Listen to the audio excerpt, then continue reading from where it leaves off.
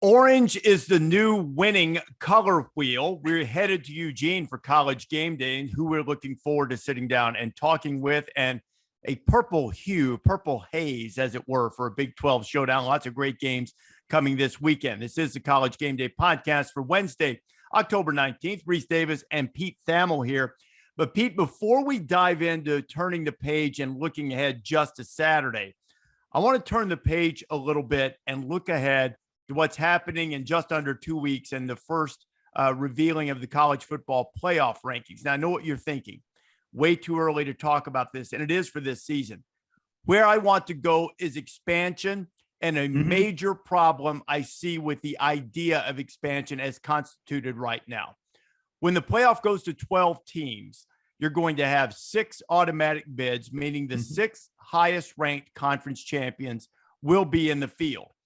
You say, well, that sounds pretty good. You might say, this is what we want. This is how we want to give access to other teams. Using the AP Top 25. Pete, do you have one of those in front of you right now, or can you call one up? I have an Associated Press Top 25 directly in front of me. Okay. I am accidentally prepared. Okay, so for this exercise, yep, we're not making any predictions. We're just saying, let's say this were the end of the season, right? Yep. So the 6 let's use the AP poll. The 6 highest ranked teams will dub them conference champions for the sake of our exercise. Sure. That means Georgia goes out of the SEC. Yep. Ohio State from the Big 10. Clemson from the ACC. TCU from the Big 12. UCLA from the Pac-12. That's 5. Well, we still have another conference champion spot open, so we have to find that 6th highest ranked conference champion, do we not? We sure do. So we scroll, and we land on number 21, Cincinnati. Terrific program, made the playoff last year, but they're the 6th highest ranked conference champion. So the access crowd, they're happy, right? Or are they? Because who does that leave out? That's the next question.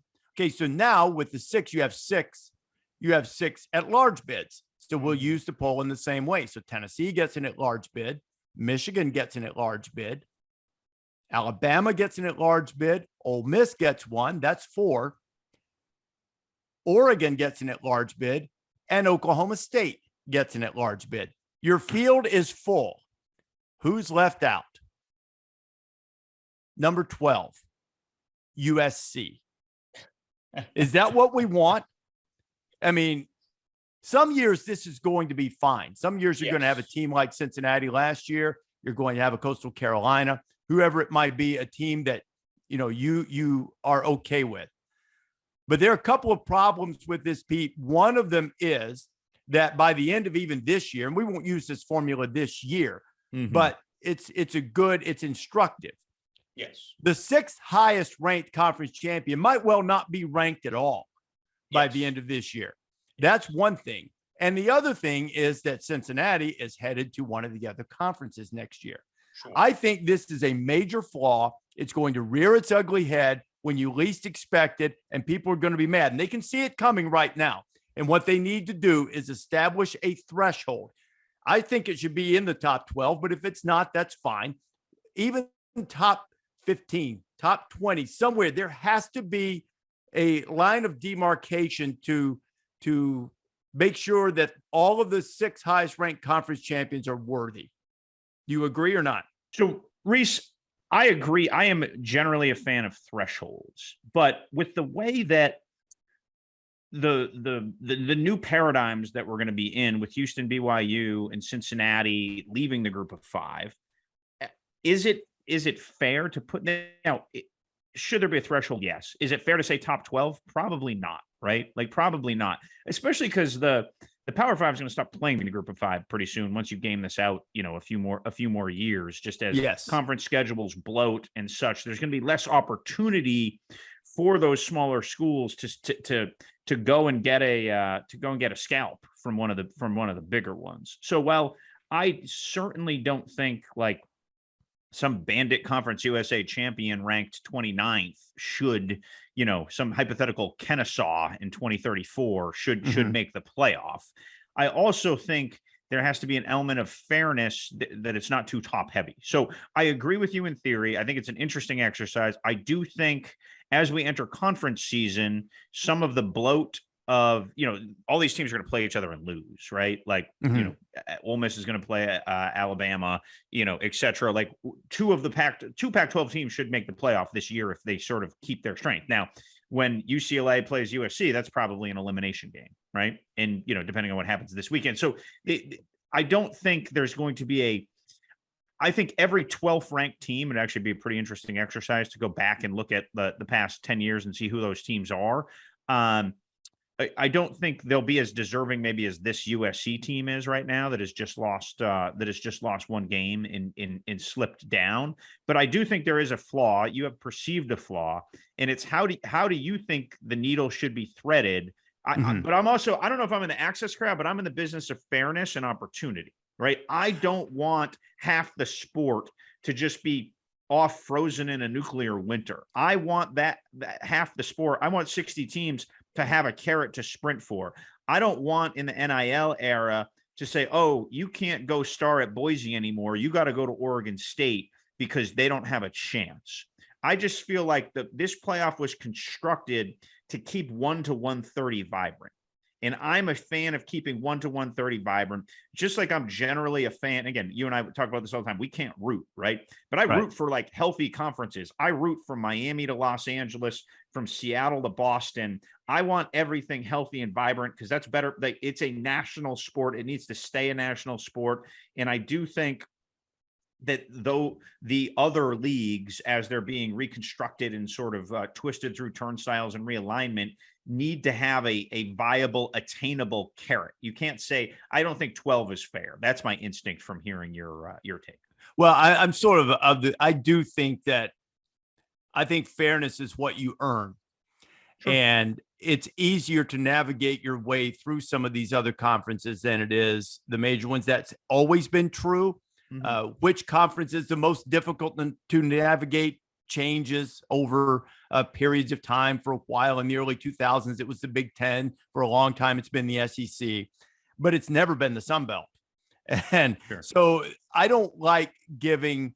Could be the Sun Belt soon, though, the way the Sun Belt's going. Well, maybe so. And it's been good. Yeah. Maybe that was not the proper example, but my thing on the threshold is this is probably tied to my belief that I don't think there is going to be a 1 to 130 long term in this. I think it's going to break away and be more like 1 to 70 or 1 to 75 because there's not much in common among these upper echelon schools and the ones that are hovering around the 130.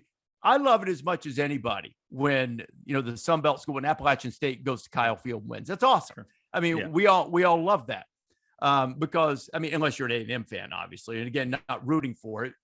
When you do what we do, you like good stories. Oh yeah. And that makes for a great story. And I acknowledge that 12 is probably too strict to cut off, but I said that to make the point that I have been a fan of best teams get in, not, conference champion can break ties or whatever. Are you one of the 4 best teams in the future? Are you one of the 12 best teams? Once you get to 12, more cases than not, if you won your conference championship, you have a reasonable claim on being one of the 12 best teams, whether you are ranked, 14 or whatever. But so I'm telling you, there's going to be a year where that sixth conference champion is not going to be ranked. Now, there are going to be years when they're in the top 10, but there are also going to be years where they're not ranked. Yes. So let's just do this exercise right now. I'm using our handy dandy worldwide website, ESPN.com. 2021 final college football playoff rankings. Number 12 is Pittsburgh. Let's just use a hypothetical number 12. All right.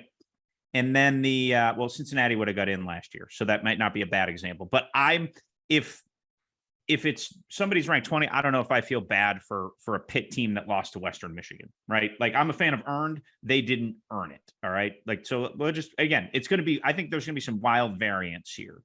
So we're going to go to 2020 college football rankings, final rankings. I hope I had the final rankings. Yeah, and skip 2020 because of the that's whole true. COVID thing. That's true. Yeah. That was a weird year. So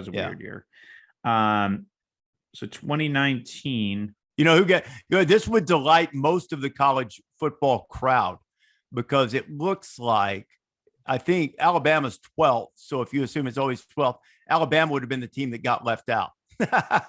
So this is 2019. Okay. Yeah. 2019. So that's what, yeah. That can you imagine the decibels from Tuscaloosa if metaphorical San Diego State got in over Alabama? That would have gone over well. Yeah, exactly. And again, you know who it would have been that year? The 6th highest ranked conference champion would have been Memphis at 11-1. That was a good Memphis team. They played. Well, Penn it was State a good Memphis team. Did they?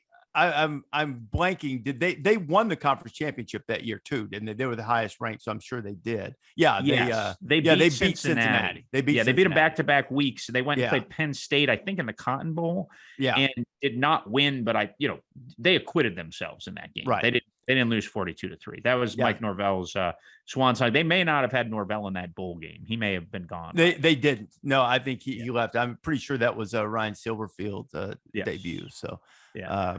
All right, what's 2018? Let's just do this one more time here. Okay, one more time. Let's see hypothetically how we can enrage large fan bases. This is fun. Okay, Notre Dame that year would have had the first at large because they were number 3 and 18, but not a conference champion. So you would have had Alabama, Clemson, Oklahoma, Ohio State, all in as conference champions. And this year you had the UCF team in 18 that ended up going to the Fiesta Bowl, I think, and losing to LSU, but they were undefeated. So UCF would have been in that mix, and no one would have complained about that. Nope. That was well earned. They were ranked higher than the Pac-12 champion that year, I believe. Yeah, they were ranked just ahead of Washington, who ended up winning the Pac-12, beating Utah in the Pac-12 championship game. But my point is, it's not that I want to eliminate the access. I just want to make sure that it's not granted to someone because you have to fill the spot. There needs to be some type of threshold. Even if I would probably have to grit my teeth a little bit to be honest about it, but even if you just said they have to be ranked, and I realize that system can be gamed. You have whatever conference champion, and they go through the rankings. They go, wait a minute, guys, our sixth highest conference champion is not ranked. Let's vote again. And I'm not accusing anyone of malfeasance. That's sort of human nature, right? I mean, if you're 20, if let's say the highest ranked conference champion came out of that vote 26, if I'm the chairman of that board, I'm like, not pressuring anybody to change your mind or change your vote, but we do have them at 26. Yeah. Let's reevaluate everything. And if you're still where you are, fabulous. We'll deal with it. But if you're not, let's at least talk about it a little bit more. So anyway. And this is where I think that scenario comes up. Let's just say there's 2 upsets in conference title games, and you have 2 4-loss conference champions or 3-loss conference champions, right? Yeah. Like Utah State upsets Boise in the Mountain West, and then, fill in the blank in the AAC of who upsets who. And in that scenario, I like it. I want access, but not charity, I guess would be where I would. That's fall. A great way to put it. Great way to put it. And I really think that we should, on our Friday podcast, we should ask Bill Connolly what his statistical threshold shut off. I think he could game this exercise better than us. We're going to game it in theory. I doubt it. I'm kidding. If you want to see the math classes I took at Syracuse, you would quit. I'm not going to sit there and I can barely do long division, Rece. So I'm not going to claim that I have Bill's statistical prowess. He also has like a really good way to look at things holistically and then dial them in through his numbers. But it's just interesting with us doing the first ranking show, Pete, last night. It came to mind because as part of it, because there were no rankings to talk about, we laid out what the future was going to look like. Yeah. And wanted to make the point. I hope they change it, even if it's just a small little caveat, if they're ranked. Now, the people in some of those smaller conferences, they're going to howl if that happens. They're going to go, "You're going to try to keep us out." But has Mike I Oresco don't think called that's you true. yet? No, but he probably will after. And I think the world of Mike. I mean, Mike's been put in a really tough spot, and he keeps fighting and pushing him forward, man. I mean, he kind of gets it going. He gets in there, and then off to the Big 12. Go Cincinnati and carrying some of their. He's done a nice job there keeping that thing afloat. That thing's been an interesting exercise in sort of trying to maintain a place in the upper middle class when you're when your high income earners keep bolting for the country club. That's a long way down the road. What's much closer is the reemergence of the color orange in that color wheel. Not just Tennessee, where it's been dominant, but Clemson seems to look a lot more like the playoff Clemson that we are accustomed to seeing.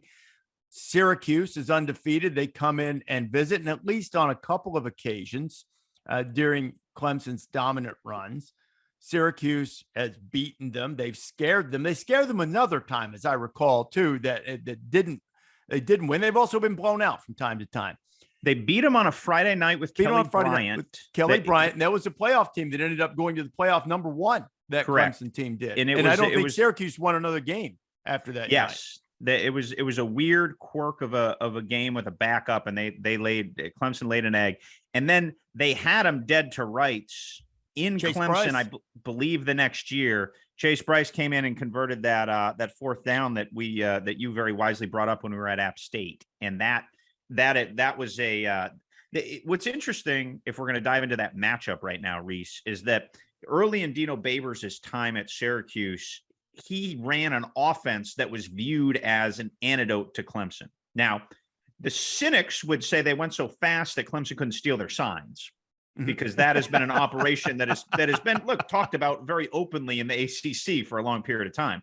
Remember, Ohio State famously sugar huddled them the second time they played them in the playoff in order to avoid that. And again, I am not casting any dispersions on Clemson. That sign stealing is perfectly legal, and they had a sophisticated way that they did it, and they did better than anybody else, and they used it as a strategic advantage. Tip your hat to them and their army of analysts. But absolutely, let me say this, and I want you to go on. Sure. If someone steals your signs, get better signs. Okay, that's it. Please. No, it's your fault. Now, it is a fun thing to talk about, right? Because it just hits these little vagaries in the sport, and it dives into unwritten rules. And look, coaches are paranoid beings, right? And so that has happened. So if you talk to coaches in the ACC for years, as Clemson has dominated that league now for close to a decade, that is a big factor in how they prepare for them, how they think about them, etc. So the interesting part about this orange on orange matchup is that this Syracuse team is completely different than those early ones that bedeviled Clemson. They do not play fast. They almost look more like a military academy right now with Garrett Schrader running them on. Now, he has evolved as a thrower, and I actually ended up watching the NC State game the other morning while I was feeding Teddy on an ACC network repeat, and I was impressed. That was probably the longest I'd watched Syracuse this year, and I really thought Schrader done a nice job. So credit Jason Beck, the new quarterback coach, Robert and I, the new OC. They have elevated his game a bunch since he transferred there from Mississippi State. And credit Dino Babers for he came from Art Briles. He came from that system. He went to Eastern Illinois and developed Jimmy Garoppolo, who was like a third string nobody, into an NFL starter in the Super Bowl, right? That system, that tempo, that way of playing was Dino Babers' identity. And he has made a drastic shift from that identity to this current Syracuse team. Sean Tucker is one of the 5 best tailbacks in the country. They've developed a couple nice receivers. They've used the portal here and there. And I do think the biggest difference in Syracuse now compared to when they toiled the last few years is the offensive line. I was looking at Tommy DeVito's stats the other morning when we were writing about him when he was going to start for Illinois. He got sacked 44 times in 2019. Think about that. That is that not only is going to impact you physically, it's going to impact you mentally, and you're going to stink, because if you're not getting sacked and your numbers aren't bad, you're worried about getting sacked. So they went out, Dino went out and got Mike Schmidt, the offensive line coach from San Diego State, who had a great reputation out there. They got Tony White, who had been at San Diego State, and he was at Arizona State to run the 3-3-5 on defense.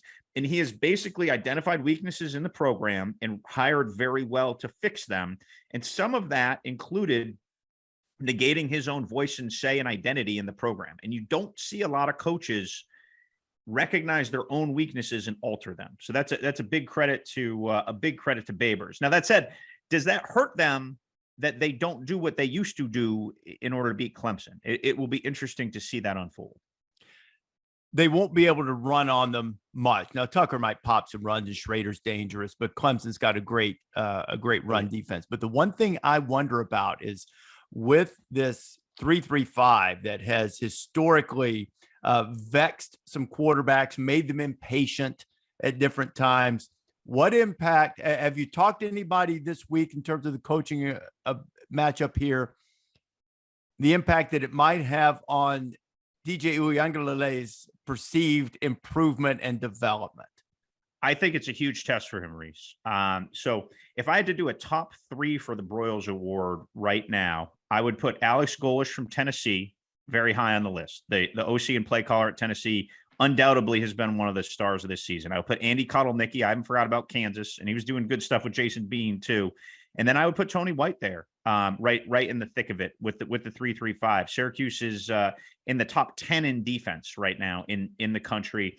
They completely just suffocated NC State last week with a backup quarterback. So it is a huge test for DJ Uiagalelei. Has always had raw talent. He has not been a great processor, and that is something that has evolved. To give Brandon Streeter credit, they've gone from a poor offense in 2021 to a decent to good offense this season. And DJ Uiagalelei's numbers right now are comparable to second-year starter numbers for some of those gaudy predecessors that he has, be it Trevor Lawrence, be it Deshaun Watson. DJ Uiagalelei has been put in much better positions this season to make plays. The 3-3-5 is a whole different ballgame, though, because it can be unsound at times. Blitzers can come from everywhere. It is just downright. It is the perfect defense for a have-not school, and that's what Syracuse is in the modern ACC. They're a have-not school, just like it's been really good for Mike Leach at Mississippi State, what Zach Arnett has done down there. If you're the Clemson offensive staff, you have a searing migraine this week trying to prepare for it. It's a really interesting defense, and I think it's a great point, Rece, that if Uiagalelei comes out and plays flawless this week, I think that shows a huge step in what has been a distinct progression. I agree with you too, Pete. I mean, from that Rocky Long tree and Jim Haycock at Iowa State is now sort of the guy that everybody seems to go to, though. And I'm sure there are some subtle differences that are beyond my X and O capability. But when I think of that style of defense, I always think of the Rocky Long defenses at San Diego State. And we even saw last week Iowa State, which had struggled, and Quinn Ewers, which he's a terrific talent, but I brought up the stat that while it was not that I came up with, Marissa Dowling, our expert researcher, that in the number of drives in which Quinn Ewers have been on the field, that their yards per play and their scoring percentage and all of that was, among the best in the nation, in some case, the best. And Texas won the game, but they had to fight for every inch, and the offense didn't exactly blow up and down the field on the Cyclones. So it's a really fascinating matchup in Uiagalelei's progression. And I know Dabo, as Dabo is wont to do, has been adamant in his defense of his quarterback, and he should be. That's fine. But that doesn't mean that he still doesn't have tests to pass. And one of them is coming on Saturday against this style of defense from Syracuse. But talent still carries today. And the real question will be, does Syracuse have enough horses to hang in there and actually pull the upset, end the nation's longest winning streak, end the nation's longest active home field winning streak? All huge challenges. We're going to hear from Dino on College Game Day Saturday morning, so that'll be fun. He's terrific. Jim Gallardo is going to be excited. Our intrepid producer and loyal Orange man, but they're not Orange men anymore. They're just Orange.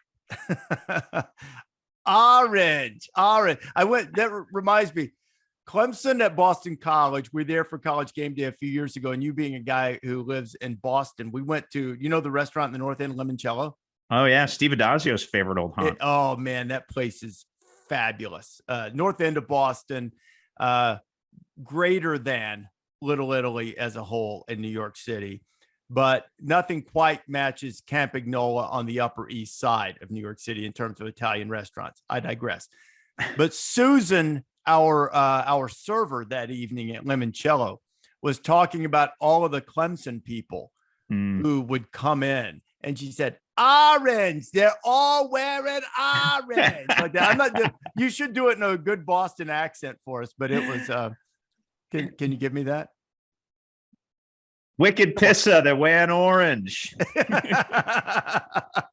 But I could get you a better North End restaurant than Limoncello. I like Limoncello. I think it's really good, but I could top that next time you're through. If all right, if you've already bought me the ribeye, we can go up to.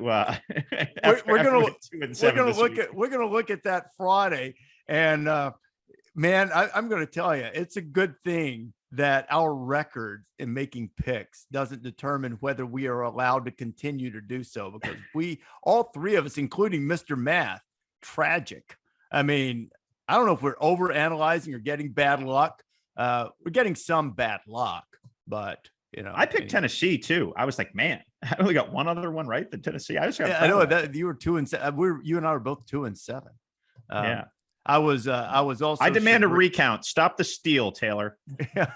I was chagrined to find out in the aftermath Saturday night that I thought I had just, that my super dog USF against Tulane had just let it get away. Turns out they lost their quarterback. They were ahead. The Baylor transfer, Gary Bohannon, they were ahead and he got hurt, and then they lost. But I got some grief from our friend Derek Pomansky, who works with Willie Fritz, about picking against the Green Wave. And I was tempted to do it again this week, but I don't really want to get worn out again. So I'm going to I may go to Twitter this week and give them 2 or 3 of my super dog choices.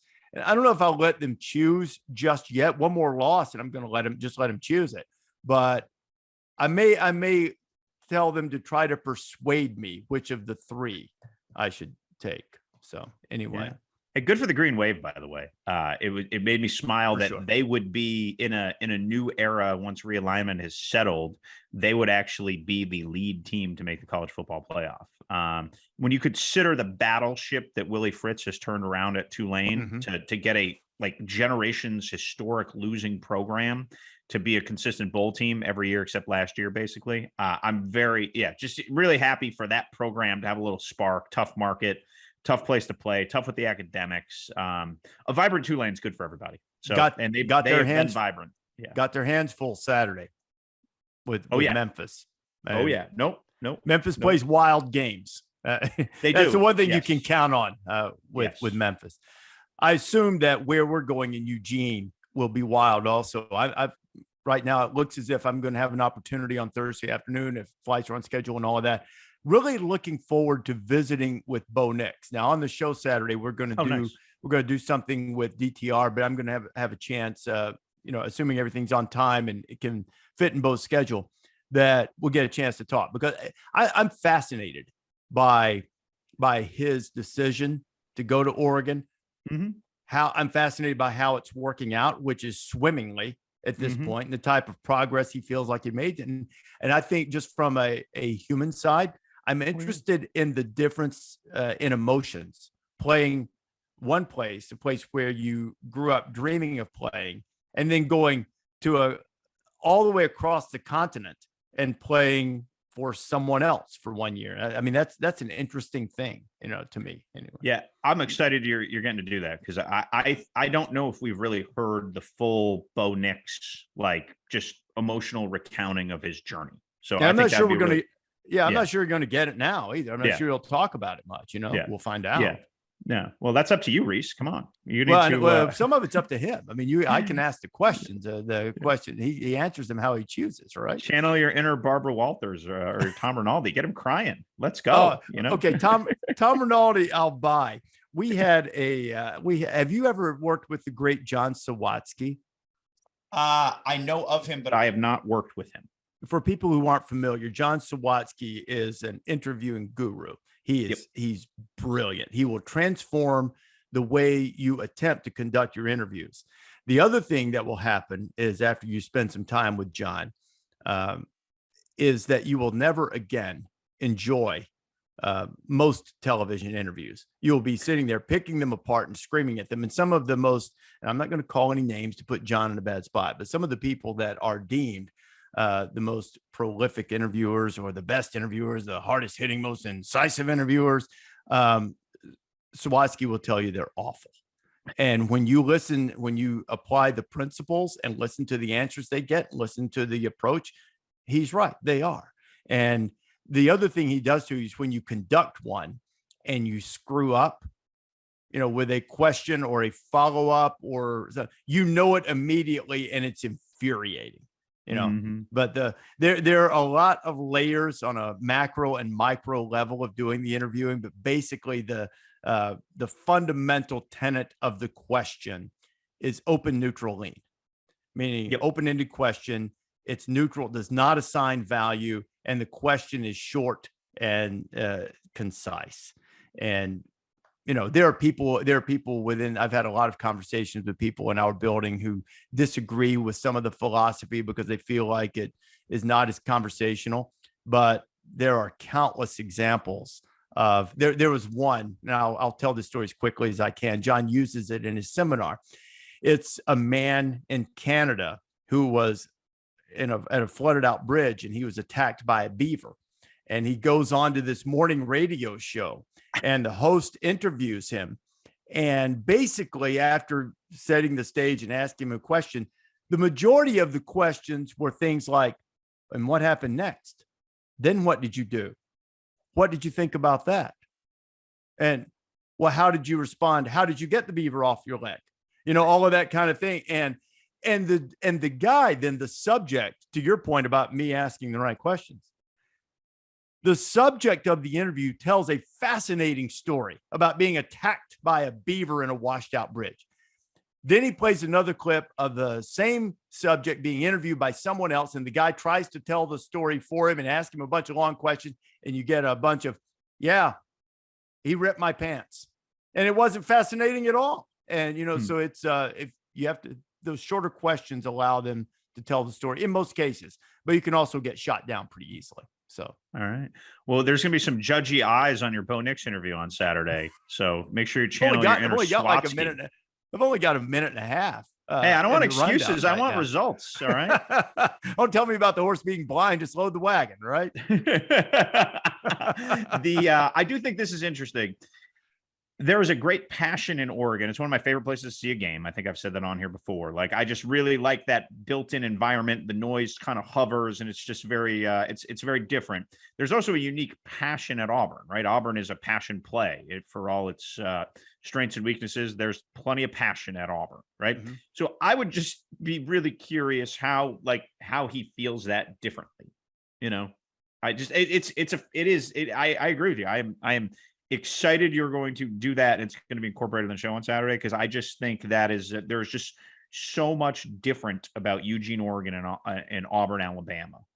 Although his offensive coordinator is the same. Kenny Dillingham was with him early on with Gus in his career. So I think that is one of the natural gateways there. But just even like playing in the Pac-12 now as opposed to SEC, it's just very unique. I mean, let's think about this for a second. Toomer's Corner's lemonade, chewable things. An eagle soaring majestically around the stadium, a cartoonish duck riding in on a motorcycle. There are a lot of differences there between the two places, There are certainly plenty of differences. By the way, it's supposed to pour on Saturday.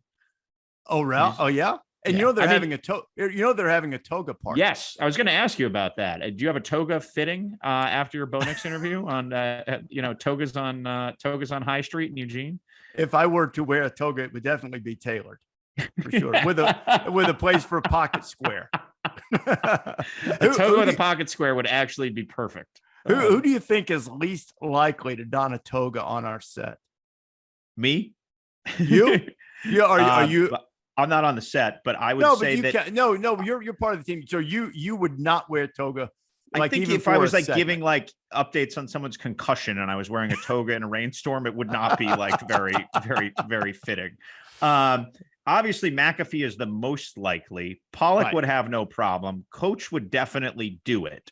I don't know if Desmond would wear a toga. I think you and Desmond would be like, you'd be sort of like neck and neck for last place on the toga odds board at Saratoga. I would say Herb Street. Now Desmond and I would both take some serious convincing. Yes. And it would have to be in the right moment, the right thing. I'm not sure Herbie would at all. I'm not sure fours go in there. Yeah. I feel like Herbie attended a toga party or two in Columbus back in the roaring 90s. I think that's probably a fair assumption, right? But true. But 2022 Herbie, I don't know. What about the Bear? Oh, Bear could rock a toga now. Bear could rock a toga. How about if Bear comes rolling out there in a toga on Saturday morning? That would be amazing.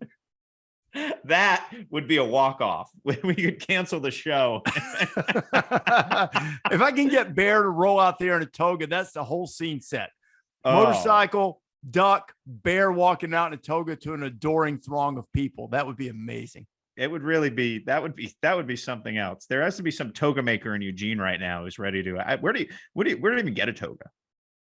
I think most people just rip it right off their bed, don't they? Yeah, probably so. If it's pouring rain and there's 5,000 people in togas on Saturday, that's going to be something else. They'll be there and be ready. The times that we've been there in the past, even though it's 6 a.m. local time, they show up. They're fired up. They're engaged. It'll be really, really fun scene, rain or no rain. And hopefully the rain will stay away. I talked to Sonny Dykes yesterday for our college football playoff top 25 preview show about. Oh, I saw it. It was a great interview about how quickly they had come together. This is the first time in program history that they've defeated 3 ranked teams consecutively. And now they have another one coming in with Kansas State. Looking forward to that game too. You keep waiting for it to slip. And with the running attack that Kansas State has, they can make the game at their pace, I think. But you sort of dive into the numbers and you can't really find anything that Kansas State does exceptionally well, nor is there anything they really do poorly. But, Adrian Martinez and Deuce Vaughn, both among the, nation's leaders in rushing, the quarterback with the extra number and all of that stuff, helps them, I think, move the chains and take care of the ball. But there's a lot of speed on the other side. How do you handicap that matchup right now?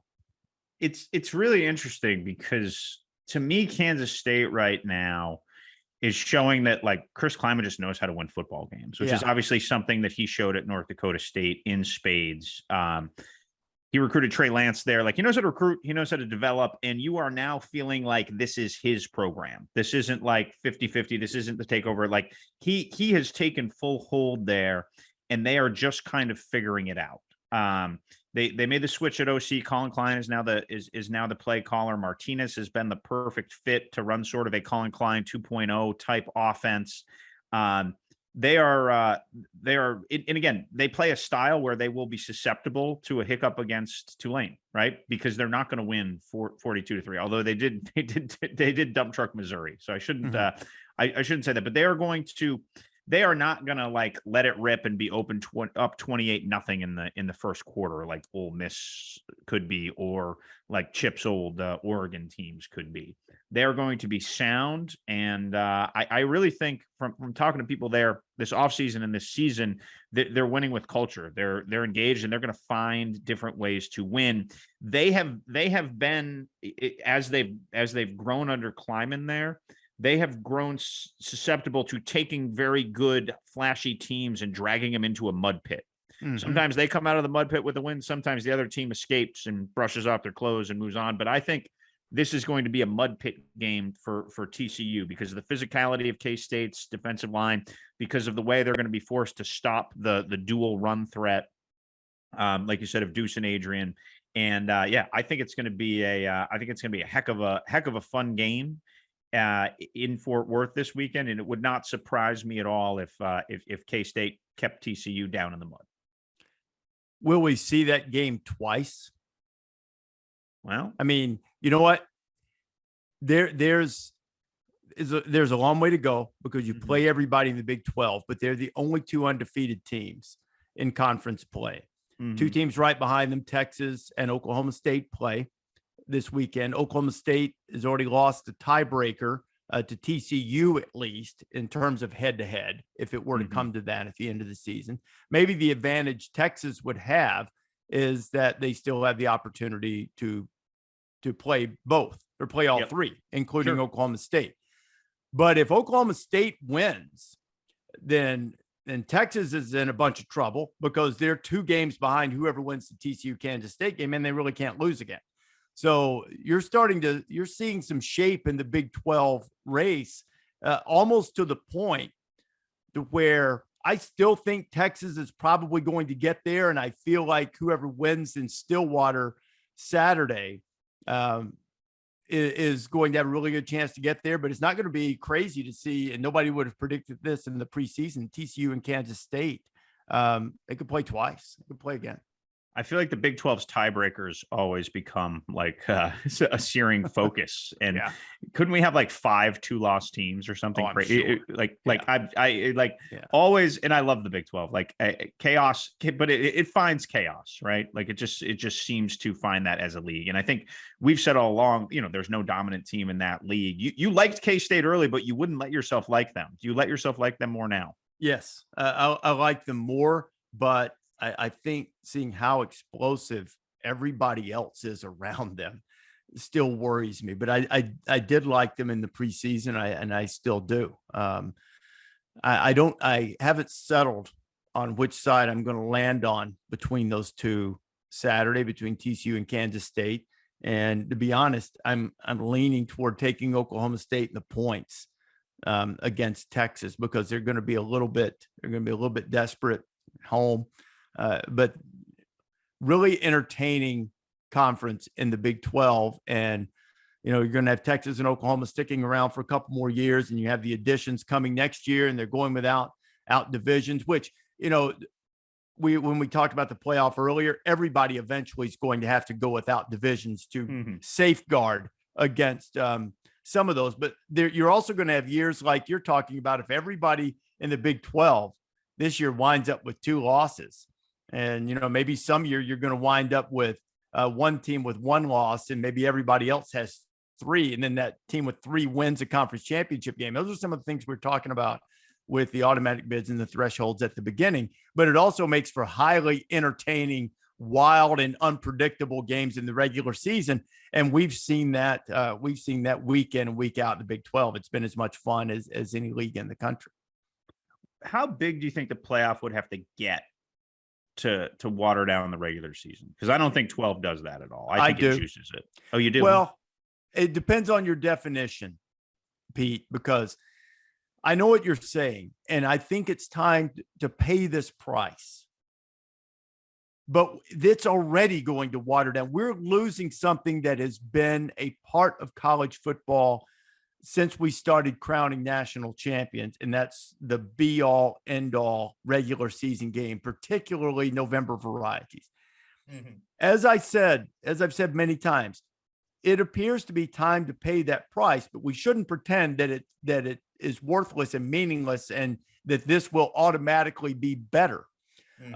For instance, the Tennessee-Alabama game that we spent half the podcast raving about on Saturday, still meaningful, but I've made the point that Tennessee has 3 distinct avenues to the playoff.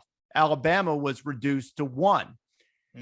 When we have 12, Alabama's not reduced to 1, at all. And so you give up a little something. Does it keep more teams engaged? And maybe is that worth paying that price? Okay, I'll accept that. What I won't accept is saying that the other way's bad, the other way has no merit. I'll give you another example. It can even be an off-the-radar game. Iowa and Ohio State are playing Saturday for the first time since 2017. The last time they played, Ohio State, highly ranked on the playoff, went to Kinnick and got their doors blown off by 31. Yep. Ended up winning the Big Ten, but because they had their doors blown off and didn't lose by a field goal at the end of the game, they got left just on the outside of the playoff. That game cost them. Mm-hmm. When it's 12, that game's just, it's one of those NFL deals. You don't win them all. And that's okay. It does help in some regard. I understand the coast to coast, keep Pac-12 involved. I get all of that.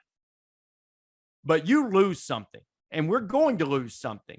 And whether people care about losing that, we'll find out. But I do think that there is some drama and gargantuan stakes out of nowhere that only college football has. I mean, that nobody thought that game in Kinnick Stadium in 2017 was going to determine the outcome of who's in the play, but it did. That's gone once we expand.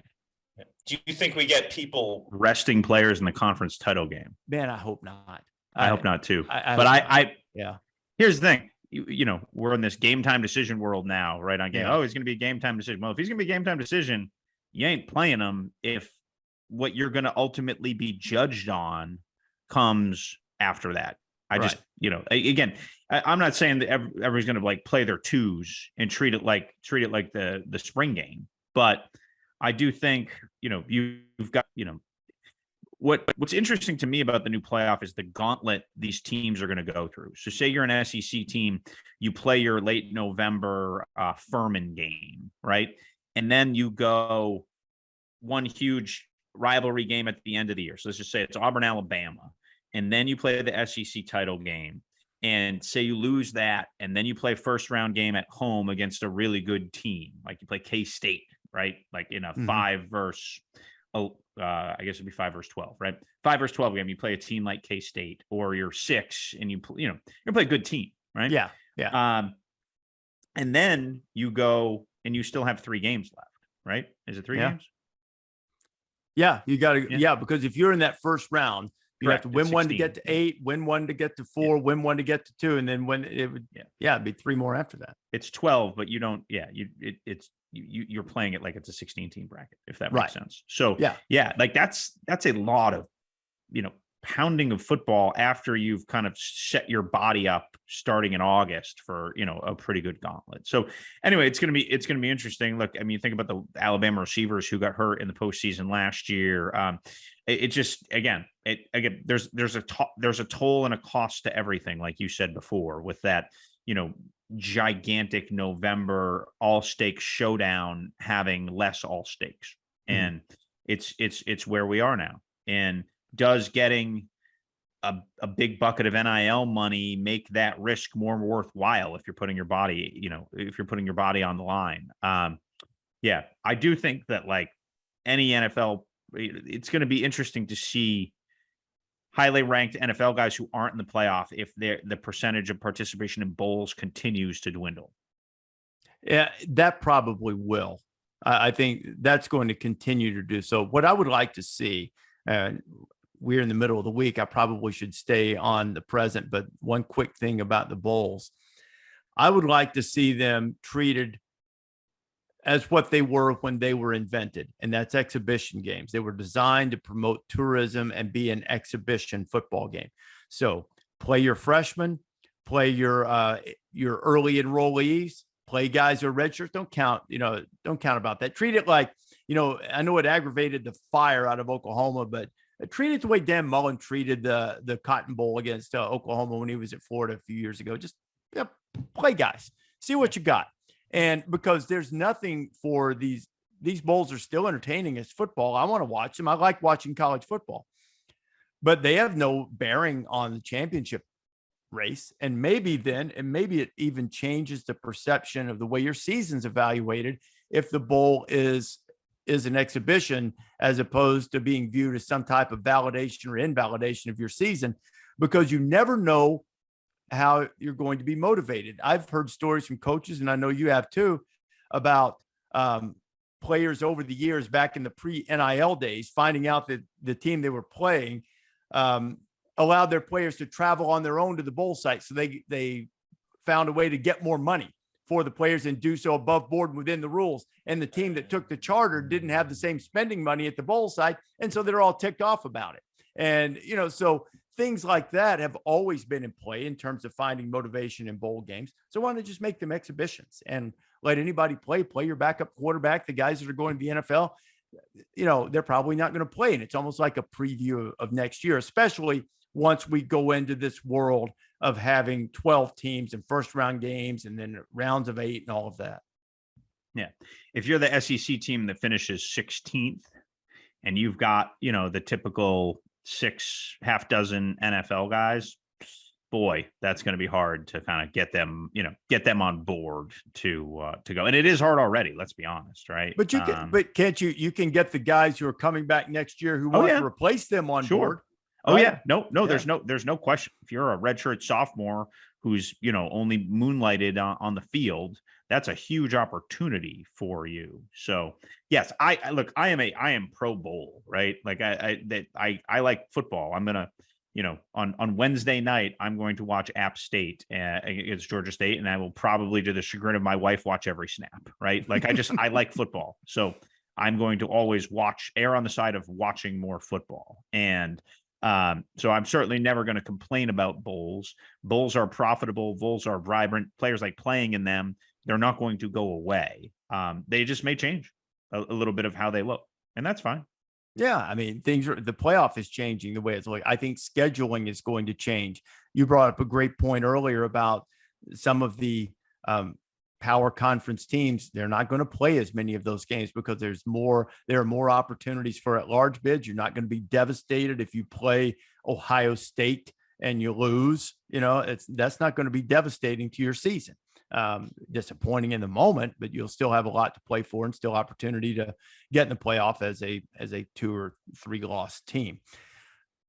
About time to settle this in, start thinking about the Friday podcast. What have you done to try to change your approach, to change your luck in making some of these picks? Because I haven't changed anything yet.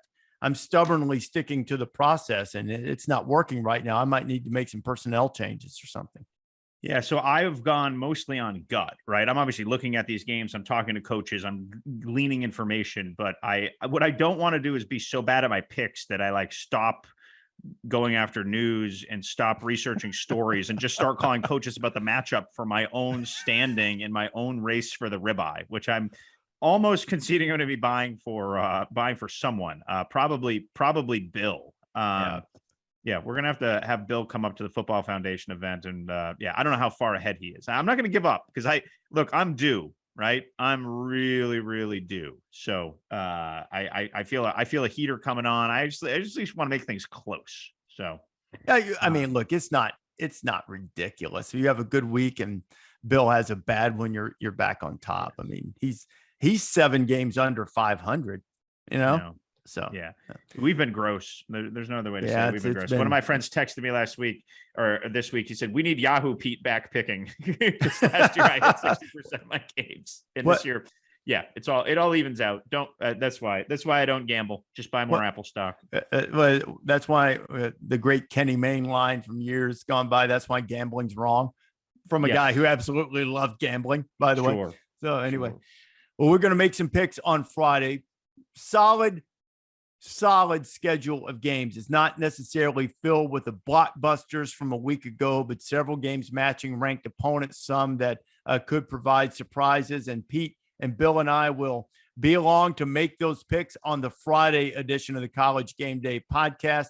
We encourage you to download this podcast wherever it is you like to get your listening pleasure, and we will see you on Friday. Thanks for watching ESPN on YouTube. For live streaming sports and premium content, subscribe to ESPN+.